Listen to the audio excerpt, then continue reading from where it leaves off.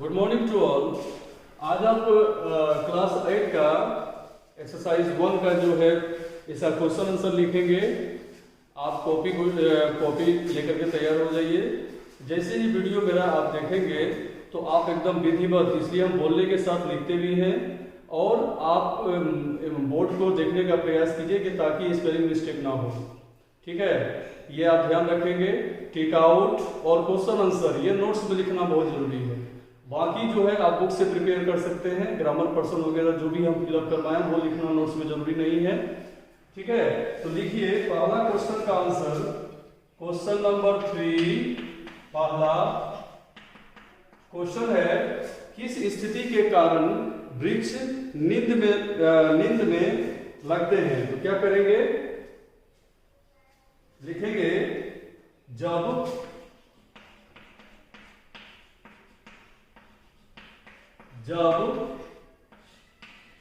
सूर्यास्त होती है तो वृक्ष के सारे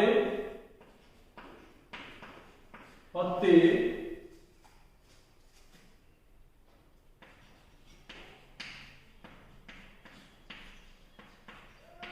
मुरझा जाते हैं। ऐसा लगता है या ऐसा माना जाता है या ऐसा प्रतीत होता है। अब जो भी लिखिए, ऐसा लगता है कि वृक्ष गहरी नींद में सोए हुए हैं। गहरी नींद में सोए हुए हैं। समझ में आ गया? अब दूसरा क्वेश्चन है कि हवा के चलने से क्या होगा? इसका आंसर लिखेंगे, 2 नंबर का आंसर लिखेंगे, ठंडी ठंडी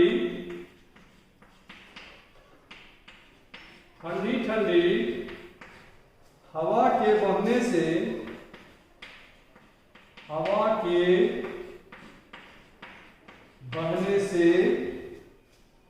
फूलों की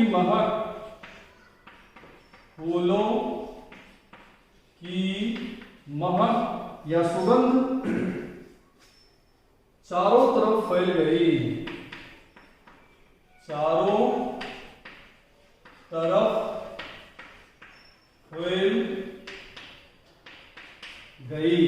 ठीक है, अब तीसरा क्वेश्चन देखिए क्या है।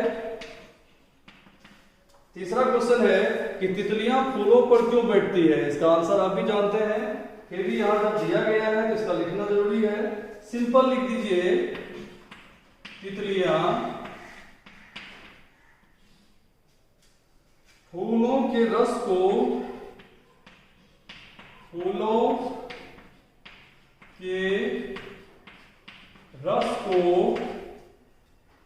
पीने के लिए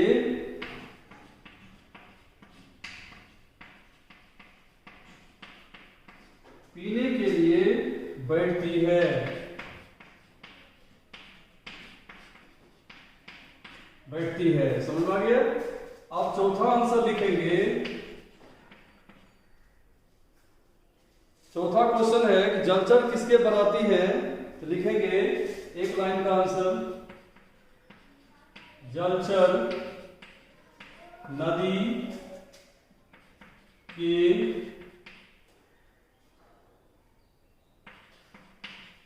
बनाती हैं।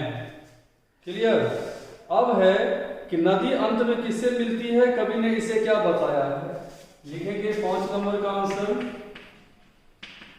नदी अंत में सागर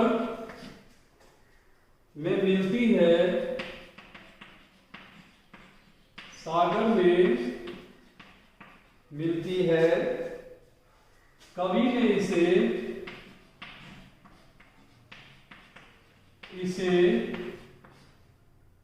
ने इसे क्या बताया है? कवि ने इसे गौना बताया, क्योंकि गौना का अर्थ भी दिया हुआ है कि विवाह के कुछ समय बाद वधु को ससुराल भेजने की रस्म, इसलिए उसको क्या कहा गया है, गौना। आगे है कि सूर्योदय की प्राकृतिक सुंदरता का वर्णन करें, तो लिखेंगे 6 नंबर का आंसर, जब सूर्योदय होती है, जब सूर्योदय होती है तो इसकी प्राकृतिक सुंदरता पर, तो इसकी प्राकृतिक सुंदरता पर, प्राकृतिक सुंदरता पर 4 चांद लग जाता है, 4 चांद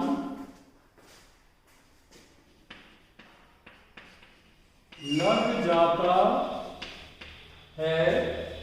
पक्षियों की चहचहाहट, पक्षियों की चहचहाहट,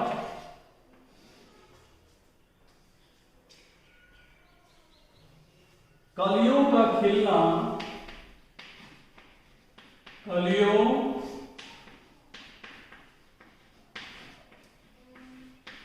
का खिलना और फूलों की महक, और